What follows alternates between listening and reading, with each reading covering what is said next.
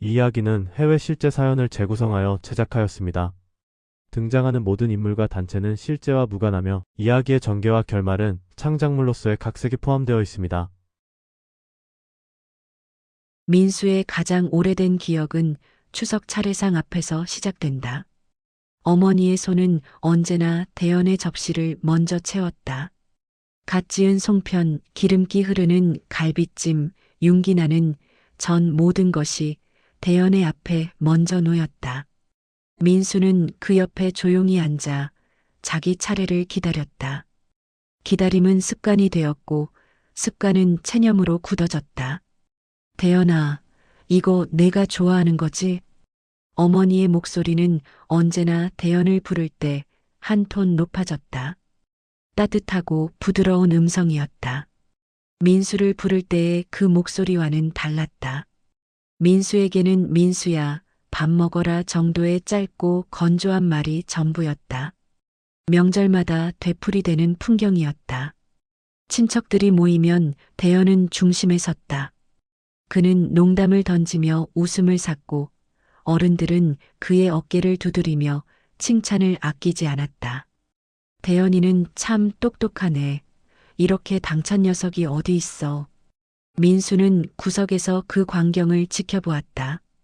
누군가 민수에게 말을 걸면 그는 공손하게 대답했지만 대화는 금방 대연에게로 향했다. 초등학교 3학년 여름 민수는 미술대회에서 은상을 받았다. 상장을 들고 집에 돌아왔을 때 어머니는 잠깐 쳐다보더니 잘했네 한마디만 남겼다. 그날 저녁 대연이 축구 시합에서 골을 넣었다는 소식을 들고 오자 온 집안이 들썩였다. 아버지는 치킨을 시켰고 어머니는 대연의 머리를 쓰다듬으며 자랑스러워했다. 민수의 상장은 책상 서랍 깊숙이 들어갔다. 중학교에 올라가서도 달라지지 않았다. 대연은 민수의 물건을 함부로 썼다. 새로 산 필통, 아껴둔 만화책, 심지어 용돈까지 대연의 손을 거치면 흔적도 없이 사라졌다. 민수가 항의하면 대연은 씩 웃으며 말했다. 형제끼리 그런 거 갖고 뭘 그래? 어머니도 같은 말을 했다. 아버지는 아예 관심이 없었다. 민수는 말하는 것을 포기했다. 대신 책 속으로 도망쳤다. 도서관은 그의 피난처가 되었다. 조용한 공간에서 아무도 그를 비교하지 않았다. 아무도 대연의 이름을 먼저 부르지 않았다. 고등학교 2학년 겨울, 민수는 전국 모의고사에서 상위 1%에 들었다. 담임 선생님은 그를 불러 장학금 기회를 알려주었다. 서울로 가라. 내 실력이면 충분해. 민수는 그날 밤 처음으로 미래에 대한 희망을 품었다. 서울 그곳은 집에서 멀리 떨어진 새로운 시작이 가능한 곳이었다. 하지만 집에 돌아와 그 이야기를 꺼내자 반응은 차가웠다. 장학금? 그래, 잘 됐네.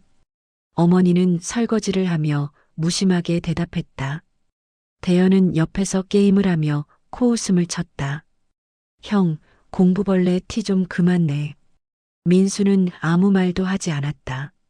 그는 방으로 돌아가 책상 앞에 앉았다. 창밖으로 겨울 하늘이 보였다. 차갑고 어두운 하늘이었다. 민수는 그 하늘을 바라보며 다짐했다. 서울로 가겠다고. 이 집에서 벗어나겠다고. 대학 입학 통지서를 받던 날, 민수는 혼자 조용히 웃었다. 장학금 전액, 기숙사 지원, 생활비 보조. 그는 더 이상 이 집의 시선을 필요로 하지 않았다. 짐을 꾸리는 날, 어머니는 현관까지 나오지 않았다. 아버지는 차를 태워주었지만 말은 거의 없었다. 대연은 자기 방에서 나오지도 않았다.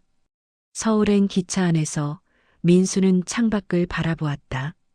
지나가는 풍경들 논밭, 작은 마을, 산 모든 것이 점점 작아졌다. 그는 안도했다. 동시에 알았다.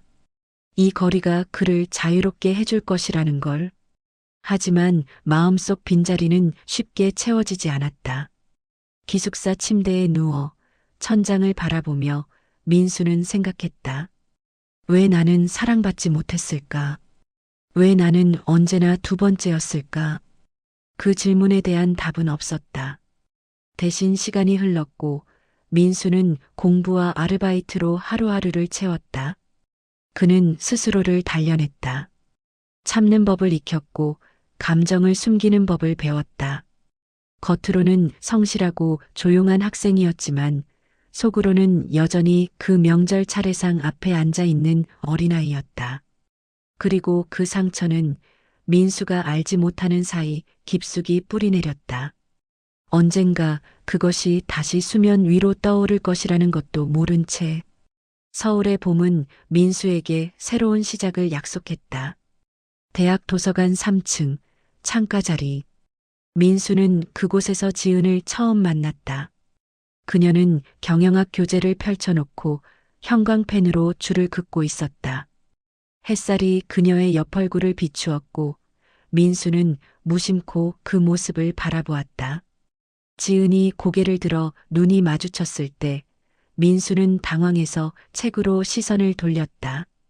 저기, 이 부분 이해 안 되는데 혹시 도와줄 수 있어요? 지은의 목소리는 부드러웠다. 민수는 조심스럽게 그녀의 자리로 다가갔다. 재무관리 문제였다. 민수는 천천히 설명했고 지은은 고개를 끄덕이며 웃었다. 그렇게 그들의 인연이 시작되었다. 몇 주 후 민수는 용기를 내어 커피를 제안했다. 캠퍼스 뒤편의 작은 카페. 지은은 라떼를 주문했고 민수는 아메리카노를 마셨다. 대화는 자연스럽게 흘렀다. 지은은 인천에서 자랐고 2살 터울의 언니가 있었다. 가족 이야기를 할 때 그녀의 얼굴은 환했다. 민수는 자신의 이야기를 많이 하지 않았다. 다만 장학금으로 대학에 왔다는 것, 혼자 생활한다는 것 정도만 말했다. 지은은 더 묻지 않았다. 그 배려가 민수에게는 고마웠다. 교제가 시작되고 민수는 처음으로 안정을 느꼈다.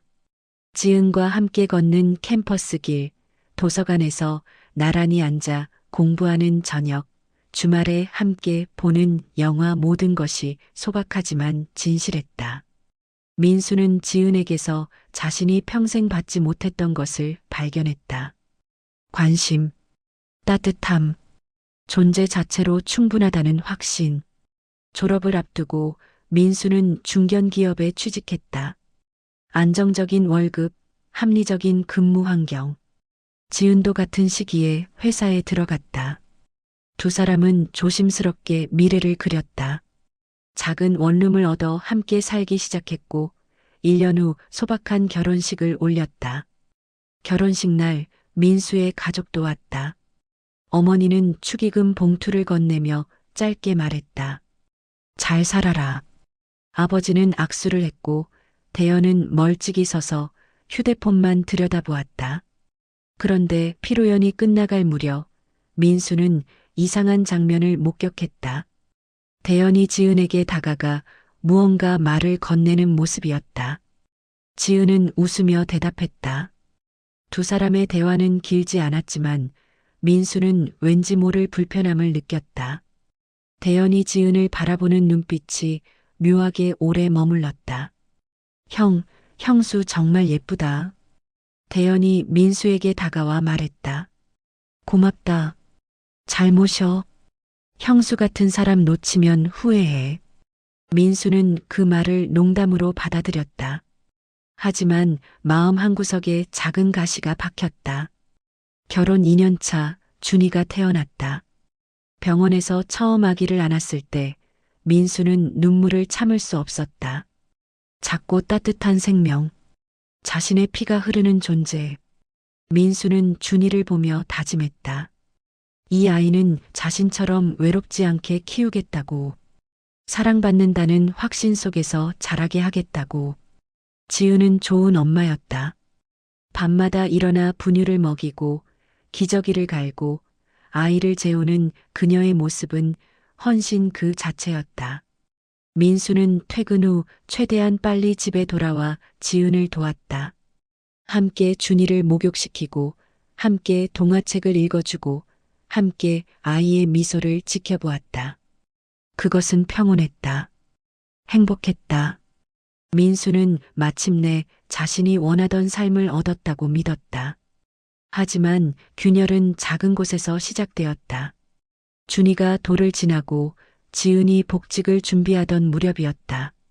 어느 저녁 민수는 평소보다 일찍 퇴근했다. 아파트 현관문을 열었을 때 거실은 조용했다. 준이는 아기 침대에서 자고 있었고 지은은 거실 소파에 앉아 휴대폰을 들여다보고 있었다. 일찍 왔네. 지은은 깜짝 놀란 표정으로 휴대폰을 재빨리 뒤집어 놓았다. 민수는 그 반응을 이상하게 여겼지만 대수롭지 않게 넘겼다. 응, 오늘 일찍 끝나서. 저녁은? 아직 안 했어. 같이 시켜 먹을까? 그날 밤 민수는 지은의 휴대폰이 탁자 위에 놓인 것을 보았다. 카톡 알림이 떴다. 발신자 이름은 오빠였다. 메시지 내용은 미리 보기로 살짝 보였다. 오늘 괜찮았어? 민수는 고개를 돌렸다. 지은에게는 오빠가 없다. 언니만 있을 뿐이다. 그럼 누구지?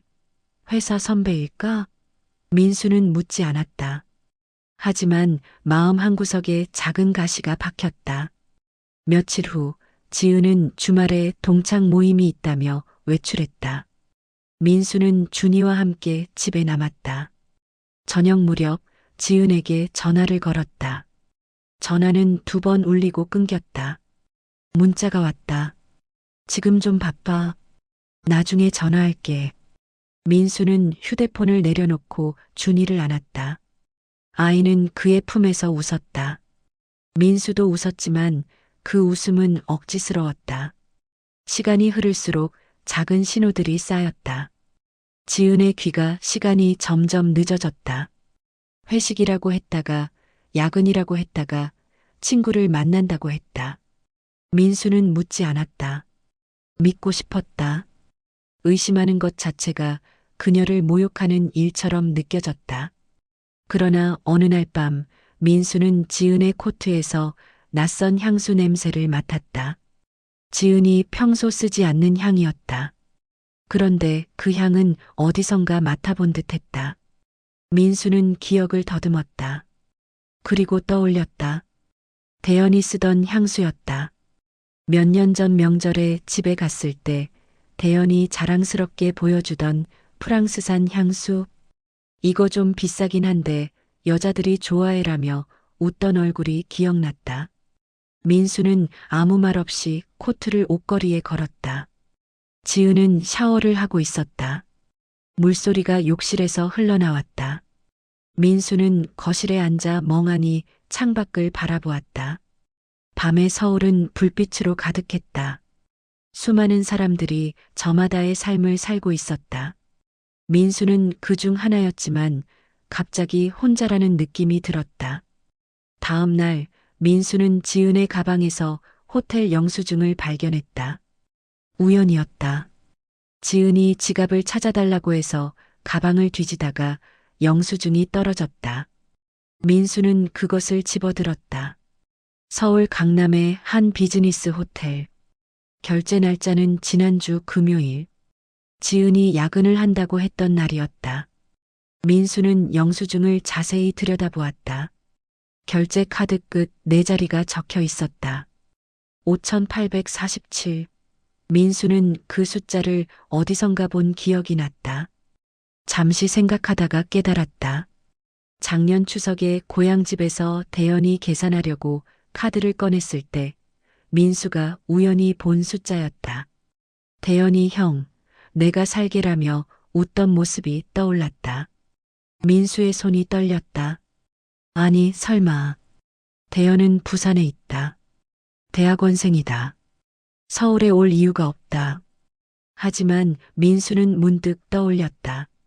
몇 주 전 지은이 전화 통화를 하다가 민수가 방에 들어서자 황급히 끊었던 일. 그때 지은이 오빠 나중에 다시 전화할게라고 말했던 것. 민수는 그때 회사 선배라고 생각했다. 하지만 지금 생각해보니 지은의 목소리에는 묘한 떨림이 있었다. 민수는 영수증을 도로 가방에 넣었다. 심장이 빠르게 뛰었다.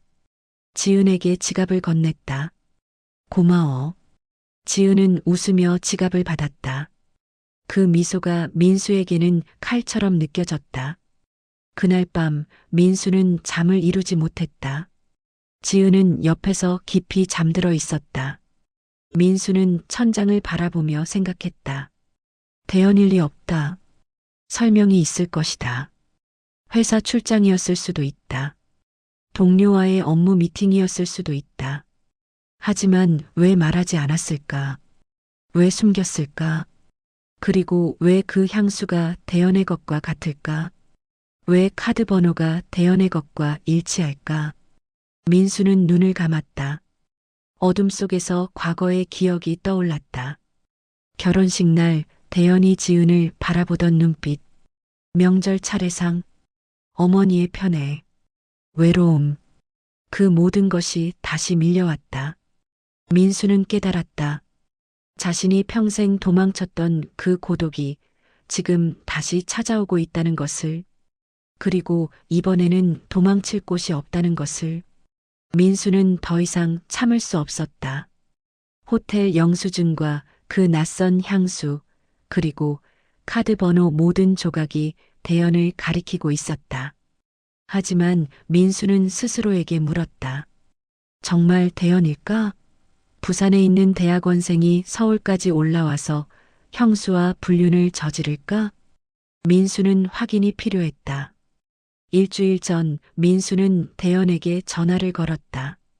점심시간이었다. 형, 무슨 일이야? 대현의 목소리는 밝았다. 너무 밝았다. 요즘 어떻게 지내? 논문은 잘 되고. 아, 그냥저냥. 바쁘긴 한데 뭐 할 만해. 부산 날씨는 어때? 좋아. 요즘 따뜻해졌어. 민수는 숨을 깊게 들이마셨다. 그런데 너 요즘 서울 올라올 일 있어? 전화 너머로 짧은 침묵이 흘렀다. 0.5초도 안 되는 침묵이었지만 민수는 놓치지 않았다. 아니 왜? 서울 올라갈 일은 별로 없는데. 아, 그냥. 지난주에 강남 쪽에서 너 같은 사람 봤거든. 근데 아니었나 봐. 응, 내가 아닐 거야. 요즘 부산에서 꼼짝도 못하고 있어. 민수는 한 가지를 더 시험해 보기로 했다. 참, 너 카드 바꿨어? 전에 쓰던 거. 카드? 아니, 그냥 그거 계속 쓰는데. 왜? 아니, 그냥. 내가 카드 새로 만들까 해서. 아, 그래. 뭐 불편한 거 없으면 굳이 바꿀 필요는 없지. 전화를 끊고 민수는 휴대폰을 책상 위에 놓았다. 대현의 목소리에는 분명 동요가 있었다. 그리고 너무 빨리, 너무 확신에 차서 부정했다. 마치 미리 준비한 대답처럼. 민수는 확신을 굳혔다. 대현이 거짓말을 하고 있다. 그 후 며칠간 민수는 지은의 행동을 더 주의 깊게 관찰했다. 지은은 여전히 늦게 들어왔다. 회의가 길어졌어. 팀 회식이 있었어. 친구 만났어. 변명은 매번 달랐다. 민수는 아무 말도 하지 않았다. 그저 웃으며 고개를 끄덕였다. 그리고 5일이 지난 어느 저녁, 민수는 결정적인 순간을 목격했다. 지은이 또 늦는다는 문자를 보냈다. 오늘도 야근. 9시쯤 들어갈게. 민수는 평소처럼 응, 조심히 와라고 답장했다. 하지만 이번에는 달랐다. 민수는 일찍 퇴근해서 집 근처 카페에 앉았다. 아파트 입구가 보이는 자리였다. 6시, 6시 30분, 7시. 시간이 흘렀다. 민수는 커피를 마시며 기다렸다. 그리고 7시 40분쯤 지은이 나타났다. 하지만 혼자가 아니었다. 누군가와 함께 걷고 있었다. 남자였다. 키가 크고 어깨가 넓었다. 민수는 숨을 멈췄다. 거리가 있었지만 그 뒷모습은 익숙했다. 걸음걸이, 체격, 손을 주머니에 넣는 습관까지. 대연이었다. 두 사람은 아파트 입구 앞 골목에서 멈춰섰다. 살짝 숨은 곳이었다. 잠시 이야기를 나누더니 지은이 고개를 끄덕였다. 대연이 지은의 어깨에 손을 올렸다. 그리고 지은이 건물 안으로 들어갔다. 대연은 반대 방향으로 걸어갔다. 민수는 자리에서 벌떡 일어났다. 커피잔을 그대로 두고 밖으로 나갔다. 대연을 따라갔다. 거리를 두고 뒤를 밟았다. 대연은 지하철역으로 향했다. 민수도 따라 들어갔다. 대연은 2호선을 탔다. 강남 방향이었다. 민수는 다른 칸에 탔다. 대연은 신논현역에서 내렸다. 민수도 내렸다. 대연은 역 근처의 한 오피스텔 건물로 들어갔다. 민수는 건물 밖에서 기다렸다. 30분쯤 지나자 대연이 다시 나왔다. 가방을 들고 있었다. 짐을 챙긴 것처럼 보였다. 민수는 건물 관리실로 갔다. 경비원에게 물었다. 죄송한데요. 방금 나간 사람이 몇 호에 사는지 아세요? 제 친구인데 연락이 안 돼서요.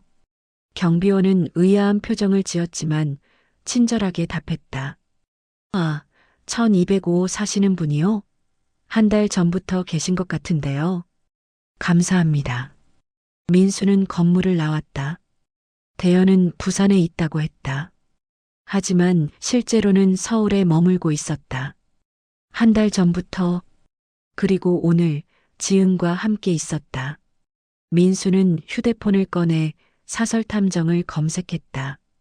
더 이상 추측만으로는 부족했다. 명확한 증거가 필요했다. 이틀 후 민수는 탐정을 만났다. 중년의 남자였다. 민수는 상황을 설명했다. 탐정은 고개를 끄덕이며 메모를 했다. 일주일이면 충분합니다. 사진과 동선 기록을 확보하겠습니다. 부탁드립니다. 일주일은 길게 느껴졌다. 민수는 평소처럼 출근하고 퇴근했다. 지은과 대화를 나누고 준이를 돌봤다. 모든 것이 평범했다. 하지만 민수의 내면은 폭풍이었다. 집에 돌아가면 지은은 평소처럼 웃으며 맞았다. 오늘 어땠어? 그녀의 목소리는 부드러웠다. 민수는 괜찮았어라고 대답했다. 준이를 안고 저녁을 먹고 TV를 봤다. 모든 것이 정상이었다. 하지만 민수는 알고 있었다. 이 모든 것이 거짓이라는 것을. 일주일 후 민수는 탐정 사무소를 찾아갔다. 탐정은 서류 봉투를 건넸다. 두꺼운 봉투였다. 여기 다 있습니다. 민수는 봉투를 열었다. 사진들이 쏟아졌다. 지은과 대연이 함께 호텔에 들어가는 사진. 강남의 한 레스토랑에서 마주 앉아 식사하는 사진. 손을 잡고 길을 걷는 사진. 카페에서 서로를 바라보며 웃는 사진. 그리고 가장 결정적인 사진, 대연의 오피스텔 현관문 앞에서 지은이 들어가는 모습. 시간은 밤 10시였다. 그리고 다음 날 아침 7시 지은이 나오는 사진. 민수는 사진을 한 장 한 장 넘겼다. 손은 떨리지 않았다. 표정도 변하지 않았다. 탐정이 조심스럽게 물었다. 괜찮으십니까? 네. 민수는 비용을 지불하고 봉투를 들고 사무소를 나왔다. 거리는 평범했다. 사람들이 오갔다. 차들이 지나갔다. 햇살이 따뜻했다. 하지만 민수는 아무것도 느끼지 못했다. 그날 저녁 민수는 집으로 돌아가지 않았다. 근처 찜질방에서 하룻밤을 보냈다. 사진들을 다시 한번 펼쳐놓고 바라보았다. 지은의 얼굴, 대연의 얼굴. 그들은 행복해 보였다. 민수가 본 적 없는 표정으로 웃고 있었다. 민수는 생각했다. 언제부터였을까? 어떻게 시작되었을까? 결혼식 날 대연이 지은을 바라보던 눈빛. 그때부터였을까? 아니면 더 전부터였을까? 답은 중요하지 않았다. 중요한 것은 지금이었다. 그리고 앞으로였다. 다음 날 아침 민수는 집으로 돌아갔다. 지은은 거실에서 준이에게 밥을 먹이고 있었다. 어디 갔었어? 연락도 없고. 지은의 목소리에는 걱정이 묻어 있었다. 민수는 웃었다. 회사 일로 급하게 출장 갔다 왔어. 미안, 연락 못했네. 그래도 전화는 해야지. 다음부터는 그럴게. 민수는 방으로 들어가 사진들을 서랍 깊숙이 넣었다. 그리고 휴대폰을 꺼내 아버지에게 전화를 걸었다. 아버지, 민수야, 무슨 일이니? 이번 설날에 꼭 내려가야 할 것 같습니다. 그래, 오너라. 온 가족이 모이는 자리니까. 네, 아버지. 그때 뵙겠습니다. 민수는 전화를 끊고 창밖을 바라보았다. 겨울 하늘은 맑았다. 구름 한 점 없었다. 민수는 깊게 숨을 들이마셨다. 이제 남은 것은 하나였다. 진실을 밝히는 것. 그리고 모든 것을 끝내는 것. 설날이 왔다. 민수는 사진 봉투를 가방 깊숙이 넣었다. 손으로 만져보았다. 묵직했다. 지은은 거실에서 준이의 옷을 챙기고 있었다. 민수야, 설빔 챙겼어? 응, 다 챙겼어. 민수의 목소리는 평온했다. 지은은 아무것도 눈치채지 못했다. 그녀는 웃으며 준이에게 새 옷을 입혔다. 아이는 까르르 웃었다. 민수는 그 모습을 바라보았다. 마지막 일지도 모른다는 생각이 들었다. 기차 안에서 민수는 창밖을 바라보았다. 겨울 들판이 지나갔다. 하얗게 눈 덮인 풍경. 모든 것이 정지된 것 같았다. 지은은 옆에서 준이에게 책을 읽어주고 있었다. 평온한 풍경이었다. 하지만 민수는 알고 있었다. 이 평온은 오늘로 끝난다는 것을. 고향집에 도착했을 때 현관문을 어머니가 열었다. 왔구나. 어머니의 얼굴은 여전했다. 민수는 인사를 했고 지은도 따라 인사했다. 준이를 본 어머니의 얼굴이 밝아졌다. 우리 손주 많이 컸네. 네, 어머니. 잘 지내셨어요? 지은의 목소리는 밝았다. 민수는 그 목소리를 들으며 차가운 감정을 삼켰다. 거실에는 이미 친척들이 모여 있었다. 작은아버지, 고모, 사촌들. 모두 민수를 보며 반갑게 인사했다. 민수는 미소를 지었다. 가면 같은 미소였다. 대연은 아직 도착하지 않았다. 민수는 시계를 보았다. 오후 2시. 차례는 3시에 시작될 예정이었다. 차례상이 차려졌다. 음식들이 가득 놓였다. 송편, 전, 갈비찜, 나물 모든 것이 정갈했다. 민수는 차례를 지내며 고개를 숙였다. 조상님께 절을 올렸다. 그러나 마음은 다른 곳에 있었다. 차례가 끝나고 가족들이 식탁에 둘러앉았다. 음식을 나누어 먹으며 이야기꽃이 피었다. 작은아버지가 민수에게 물었다. 요즘 회사는 어때? 괜찮습니다. 안정적이에요. 그래, 내가 항상 성실했지. 지은 씨도 고생 많으시겠어. 지은이 웃으며 대답했다. 아니에요. 민수가 잘해줘서 괜찮아요. 민수는 지은을 바라보았다. 그녀의 미소는 자연스러웠다. 너무 자연스러웠다. 오후 3시 30분쯤 대연이 도착했다. 현관문이 열리고 그가 들어섰다. 키가 크고 어깨가 넓었다. 웃는 얼굴로 인사를 했다. 다들 계시네. 늦어서 죄송해요. 어머니가 반갑게 맞았다. 괜찮아. 어서 들어와. 배고프지? 네, 좀요. 대연은 식탁에 앉았다. 민수와 눈이 마주쳤다. 대연이 먼저 말을 걸었다. 형, 오랜만이야. 그래. 민수의 대답은 짧았다. 대연은 어색한 웃음을 지으며 시선을 돌렸다. 그리고 지은을 보았다. 그 순간 둘 사이에 미묘한 공기가 흘렀다. 민수는 그것을 모두 포착했다. 식사가 이어졌다. 대연은 이런저런 이야기를 꺼냈다. 대학원 생활, 논문 준비, 부산의 날씨. 가족들은 웃으며 그의 말을 들었다. 민수는 묵묵히 밥을 먹었다. 저녁 무렵 가족들은 거실에서 TV를 보며 휴식을 취했다. 민수는 밖으로 나가 담배를 피웠다. 연기가 입에서 나와 허공으로 흩어졌다. 대연이 밖으로 나왔다. 그도 담배를 꺼내 불을 붙였다. 형도 담배 피워? 가끔. 침묵이 흘렀다. 대연이 먼저 말을 이었다. 형수님, 요즘 어때? 민수는 담배를 입에 물고 대연을 바라보았다. 너한테 물어봐야 하는 거 아니야? 대연의 얼굴이 굳었다. 무슨 말이야? 곧 알게 될 거야. 민수는 담배를 바닥에 비볐다. 그리고 안으로 들어갔다. 대연은 홀로 밖에 남았다. 저녁 식사 후 가족들이 다시 식탁에 모였다. 디저트로 과일이 나왔다. 민수는 아버지를 바라보았다. 아버지는 사과를 깎고 있었다. 민수는 숨을 깊게 들이마셨다. 그리고 입을 열었다.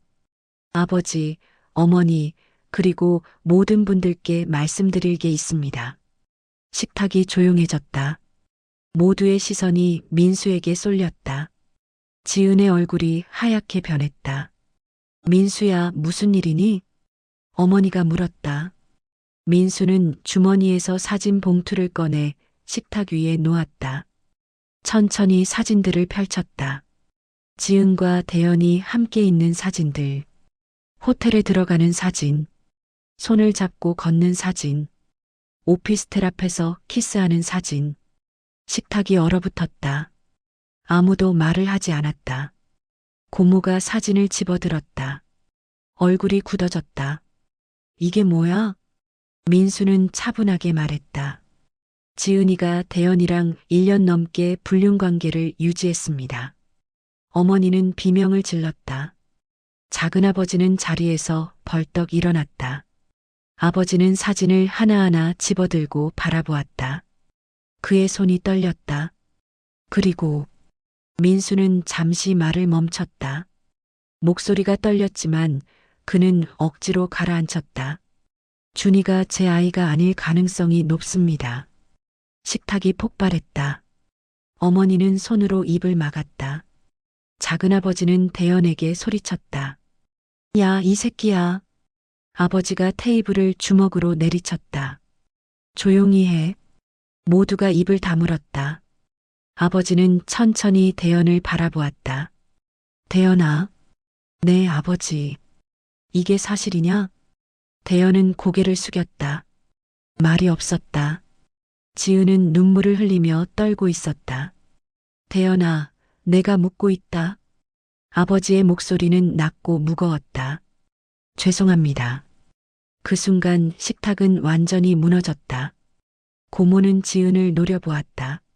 지은 씨, 어떻게 이럴 수가 있어요?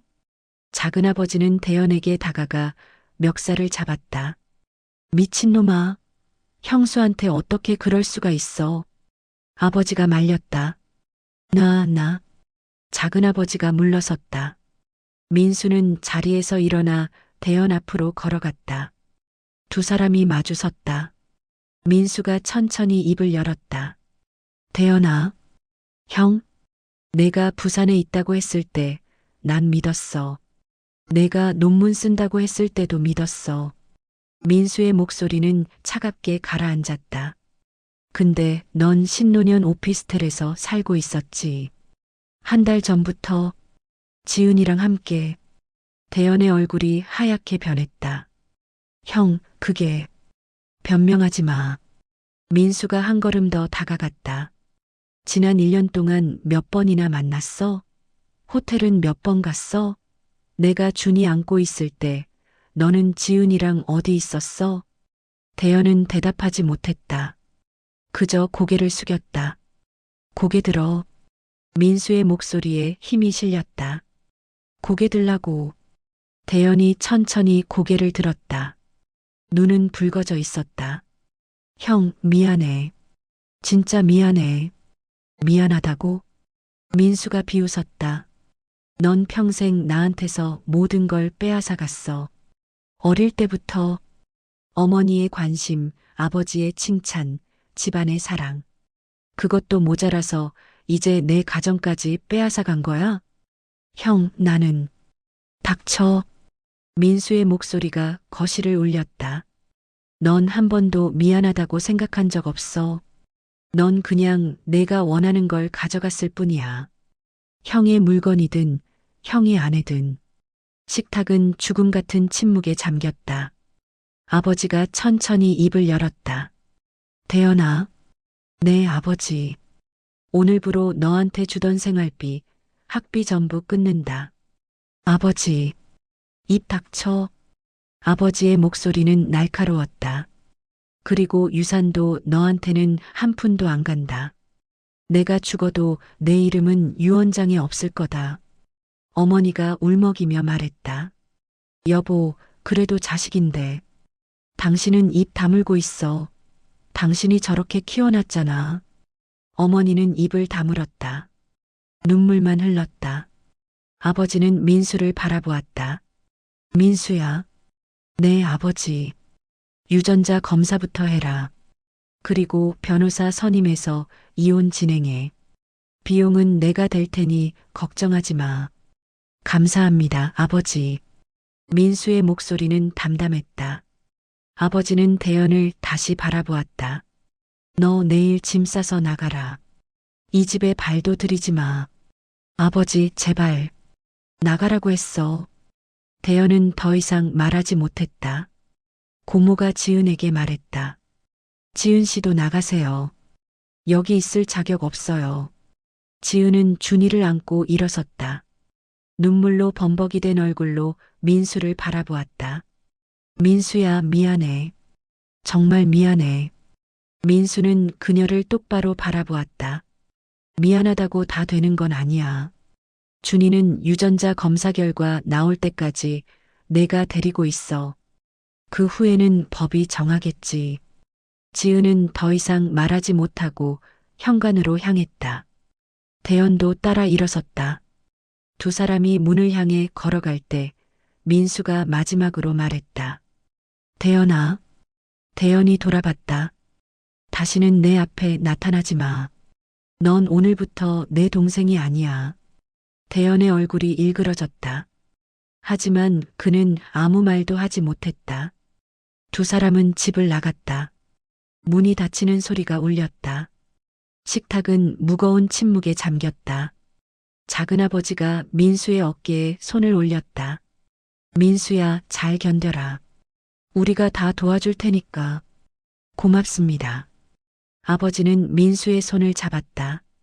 아들아, 내가 옳다. 내가 제대로 한 거야. 민수는 고개를 끄덕였다. 눈물이 나올 것 같았지만 나오지 않았다. 대신 가슴 깊은 곳에서 무언가가 풀리는 느낌이 들었다. 진실을 밝혔다. 모든 것을 꺼냈다. 이제 남은 것은 정리뿐이었다. 밤이 깊어갔다. 친척들은 하나둘 자리를 떴다. 민수는 혼자 거실에 남아 창밖을 바라보았다. 겨울 하늘에 별이 총총히 박혀 있었다. 차가운 하늘이었지만 민수는 처음으로 따뜻함을 느꼈다. 그것은 정의가 실현되는 순간의 온기였다. 설날 이후 3주가 지났다. 민수는 서울의 작은 원룸으로 이사했다. 짐은 많지 않았다. 옷 몇 벌, 책 몇 권, 노트북. 그것이 전부였다. 아파트는 지은에게 남겨뒀다. 민수는 아무것도 가져가지 않았다.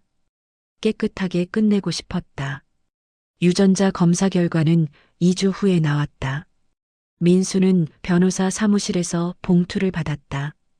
손이 떨렸지만 그는 침착하게 봉투를 열었다. 결과는 명확했다. 준이는 민수의 생물학적 자녀가 아니었다. 친부는 대연이었다. 민수는 서류를 내려놓았다. 변호사가 조심스럽게 물었다. 괜찮으세요? 네, 괜찮습니다. 민수의 목소리는 담담했다. 이미 예상했던 결과였다. 하지만 글자로 확인하는 순간 마음 한구석이 무너졌다. 준이, 그 아이를 안고 웃던 순간들, 밤마다 재우던 기억들, 모든 것이 거짓이었다. 이혼 소송은 순조롭게 진행되고 있습니다. 상대방이 모든 사실을 인정했기 때문에 빠르면 2달 안에 판결이 날 것 같습니다. 양육권은요? 유전자 검사 결과상 친부가 대연 씨이므로 양육권은 자동으로 생모인 지은 씨에게 갑니다. 민수님께서 양육비를 지불할 의무는 없습니다. 민수는 고개를 끄덕였다. 준이, 그 아이는 이제 민수의 삶에서 사라질 것이다. 법적으로도 혈연적으로도. 사무실을 나와 거리를 걸었다. 봄이 오고 있었다. 길가에 개나리가 피어나고 있었다. 사람들은 가볍게 옷을 입고 걸었다. 연인들이 손을 잡고 지나갔다. 민수는 그 모습을 멍하니 바라보았다. 핸드폰이 울렸다. 아버지였다. 민수야, 결과 나왔니? 네, 아버지. 예상대로였습니다. 그래. 많이 힘들지? 괜찮습니다. 이번 주말에 집에 내려올 수 있겠니? 어머니가 내 얼굴 보고 싶어 하신다. 네, 내려가겠습니다. 전화를 끊고 민수는 벤치에 앉았다. 하늘을 올려다보았다. 구름이 천천히 흘러갔다. 민수는 생각했다. 이제 무엇을 해야 할까? 어떻게 살아가야 할까? 주말 민수는 고향집을 찾았다. 어머니가 문을 열었다. 얼굴이 많이 수척해져 있었다. 왔구나. 네, 어머니. 어머니는 민수를 끌어안았다. 그리고 울었다. 민수는 가만히 서서 어머니의 등을 토닥였다. 미안하다, 민수야. 어머니가 잘못했어. 대연이를 너무 예뻐했어. 내 마음은 헤아리지 못했어. 괜찮습니다, 어머니. 괜찮을 리가 없지. 내가 얼마나 외로웠을까. 어머니가 미안하다. 민수는 아무 말도 하지 않았다. 그저 어머니를 안아주었다. 저녁 식사 때 아버지가 말했다. 민수야, 내가 원하면 이 집을 너한테 물려주마. 너 이름으로 등기 이전하겠다. 아버지, 그럴 필요 없습니다. 아니다. 내가 대연한테 너무 많이 줬어. 이제라도 균형을 맞춰야지. 민수는 고개를 저었다. 저는 제 힘으로 살겠습니다. 아버지의 도움 없이도 잘 살 수 있습니다. 아버지는 민수를 바라보았다. 그리고 조용히 말했다. 내가 자랑스럽다, 아들아. 그날 밤 민수는 어린 시절 자신의 방에서 잤다. 책상, 침대, 창문 모든 것이 그대로였다. 민수는 침대에 누워 천장을 바라보았다. 이곳에서 얼마나 많은 밤을 혼자 울었던가. 얼마나 많은 날을 외로워했던가. 하지만 이제는 달랐다. 민수는 더 이상 그 어린아이가 아니었다. 그는 진실을 밝혔고 정의를 세웠고 스스로를 지켰다. 한 달 후 이혼 판결이 확정되었다. 민수는 법원에서 서류를 받았다. 지은은 반대편에 서 있었다. 두 사람은 눈이 마주쳤다. 지은의 얼굴은 수척했다. 민수는 아무 감정도 느끼지 않았다. 그저 낯선 사람을 보는 것 같았다. 민수야. 지은이 조심스럽게 다가왔다. 할 말 있어? 민수의 목소리는 차가웠다. 미안해. 정말 미안해. 나는 됐어. 이제 우리 남이야. 더 이상 할 말 없어. 민수는 돌아서서 걸어갔다. 지은은 그 자리에 서서 울고 있었다. 민수는 뒤돌아보지 않았다. 법원을 나와 햇살을 마주했다. 따뜻했다. 민수는 깊게 숨을 들이마셨다. 자유. 그것이 지금 느껴지는 감정이었다. 회사에서 민수는 일에 집중했다. 새벽까지 야근하고 주말에도 출근했다. 동료들이 걱정했지만 민수는 괜찮다고 말했다. 일은 그에게 도피처가 아니었다. 재건의 도구였다. 3개월 후 민수는 팀장으로 승진했다. 상사가 그를 불러 말했다. 민수 씨, 요즘 정말 달라졌어요. 예전보다 더 집중력 있고 결단력도 강해졌어요. 감사합니다. 개인적인 일이 있었다고 들었는데 괜찮으세요? 네, 이제 괜찮습니다. 민수는 웃었다. 진심에서 우러나온 웃음이었다. 승진 축하 회식 자리에서 민수는 동료들과 웃고 떠들었다. 오랜만에 느끼는 편안함이었다. 술을 마시고 농담을 주고받고 사람들과 어울렸다. 민수는 깨달았다. 자신이 다시 살아가고 있다는 것을. 6개월이 지났다. 민수는 심리 상담을 받기 시작했다. 처음에는 거부감이 있었다. 하지만 아버지의 권유로 한번 가본 후 계속 다니게 되었다. 상담사는 중년의 여성이었다. 그녀는 민수의 이야기를 조용히 들었다. 어린 시절의 외로움, 결혼 생활의 배신, 준이에 대한 복잡한 감정. 민수 씨, 준이를 그리워하는 게 정상이에요. 하지만 그 아이는 제 아이가 아니잖아요. 혈연이 전부는 아니에요. 민수 씨는 그 아이를 사랑했어요. 그건 진짜였어요. 민수는 눈물을 흘렸다. 상담실에서 처음으로 우는 것이었다. 저는 그 아이를 정말 사랑했어요. 매일 밤 재우고 아침마다 안아주고 웃는 모습 보면 행복했어요. 근데 이제 그 아이를 볼 수 없어요. 그 슬픔을 인정하세요. 그리고 천천히 내려놓으세요. 민수 씨는 잘못한 게 없어요. 민수는 울었다. 오랫동안 참았던 눈물을 쏟아냈다. 상담사는 조용히 기다려 주었다. 그날 이후 민수는 조금씩 나아졌다. 밤에 잠을 잘 수 있게 되었다. 아침에 일어나는 것이 덜 힘들어졌다. 웃을 수 있게 되었다. 1년이 지났다. 민수는 새로운 취미를 시작했다. 등산이었다. 주말마다 산을 올랐다. 혼자 걷고 생각하고 자연을 느꼈다. 정상에 올라 경치를 바라보는 순간 민수는 평화를 느꼈다. 어느 가을 주말 북한산을 오르던 중 민수는 한 여성과 마주쳤다. 그녀도 혼자 등산을 하고 있었다. 잠시 눈이 마주쳤고 그녀가 먼저 미소를 지었다. 민수도 웃었다. 날씨 좋네요. 네, 정말 좋아요. 짧은 대화였지만 민수는 묘한 느낌을 받았다. 따뜻함. 오랜만에 느끼는 감정이었다.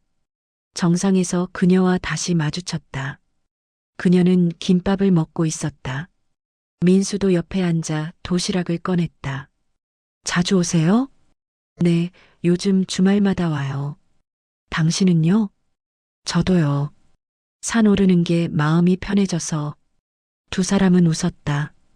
그리고 자연스럽게 이야기를 나눴다. 이름, 직업, 취미. 무거운 이야기는 하지 않았다.